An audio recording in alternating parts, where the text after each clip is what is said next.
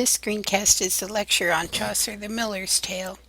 Before reading The Miller's Tale, I asked that you read the short summary of The Knight's Tale.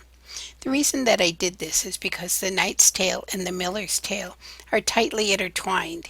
You have to have a knowledge of both stories in order to appreciate what Chaucer is doing in The Miller's Tale. The first person to tell his story is the knight, who tells his tale about Arcita and Palamon and their love of Emily. This is a story of courtly love. We know that because the two knights fall in love with her at first sight, and they both suffer physically and emotionally for their love. The Knight's Tale is a proper romance story. The next pilgrim who is supposed to tell a story is the monk. But the miller butts in instead, saying that he wants to requite the knight's tale. In other words, he wants to answer it, to tell another tale that relates to it.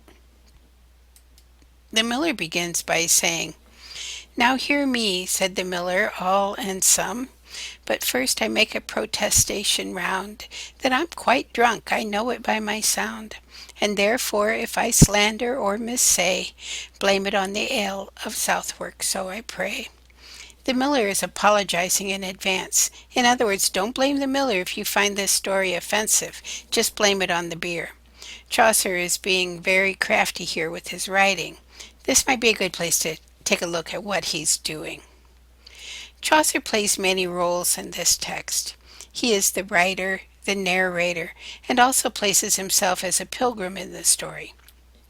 Of course, his character is not telling this tale. It's the miller's tale, after all, and the miller tells us that he is drunk. So let's say that you read this story and you are offended. Chaucer the writer would tell you that it is a story related by Chaucer the narrator, who is only trying to relate the story as closely as he can to the one that was told by the miller, who really can't be responsible either because he's drunk. Look how far Chaucer the writer, right way up here, has distanced himself from the story, even going so far as to add his own apology. "And therefore, every gentle soul, I pray, that for God's love you'll hold not what I say evilly meant, but that I must rehearse all of their tales, the better and the worse, or else prove false to some of my design. Therefore, who likes not this, let him in fine turn over page and choose another tale.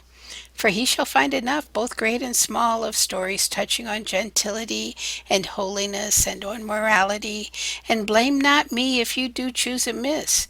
The miller was a churl, you well know this. So was the reeve and many another more, and ribaldry they told from plenteous store. Be then advised and hold me free from blame. Men should not be too serious at a game." This is lines 64 to 79 of the prologue, the Miller's prologue. So I love this apology because it works on so many levels. One, it absolves the storyteller from any guilt if the reader is offended.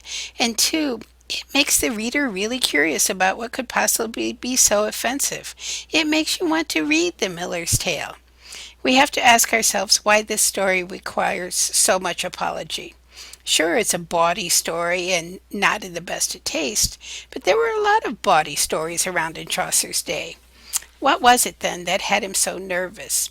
It's not so much the content of the story that has him concerned, but what Chaucer has done with it that makes it so, well, dangerous. I think Romeo and Juliet might be a good analogy. Never saw the movie, so if it's bad, don't blame me. Um, but anyway, it's a movie that took a Shakespearean tragedy and rewrote it as a comedy.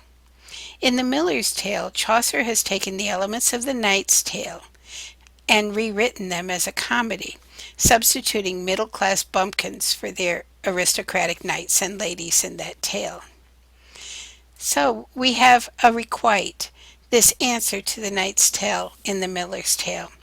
What aspects of the Knight's Tale has the miller changed? What elements has he kept? Also, who is he making fun of here? Is it the middle class or the upper class? If you'll remember, I said that the Knight's Tale was a tale of courtly love. How has the miller perverted the whole idea? Is Allison an idealized woman? is this tale one of where the woman is sexualized or where she is beatified? Um, is true love freely given? And are the people eternally faithful? Are they discreet? Look how many rules they're breaking in the whole courtly love idea. So, look at the elements of the story. Oops, let me go back. Look at the elements of the story. Um, we have a woman, two admirers, and a window. Here's the woman, here's the two admirers, and the window. How are these different in this story than they were in The Knight's Tale? Think especially about this window. How is this window different than the window that's in the Miller's Tale? The importance that this window plays in both tales can't be overstressed. So look at how um, Chaucer has taken these elements and twisted them around in the Miller's Tale. Compare the two women, Allison and Emily. These are paintings of each by an artist named Warwick Goebel. Can you tell which is which? And if you can, how? How do Nicholas and Absalom compare to Arcita and Palamon? Compare these characters between the tales. See what Chaucer is doing. So we come down to the big moment of the tale, when Allison decides to play her prank on Absalom. Yeah, sorry, yeah, you had to include a but. This Allison plumped down upon his, or Absalom plumped down upon his knees and said, I am a lord in all degrees, for after this there may be better still. Darling, my sweetest bird, I wait your will. The window she unbarred, and that in haste. Have done, said she, come on and do it fast, before we're seen by any neighbor's eye. This Absalom did wipe his mouth all dry. Dark was the night as pitch, aye, dark as coal, and through the window she put out her whole. And Absalom no better felt no worse, but with his mouth he kissed her naked arse.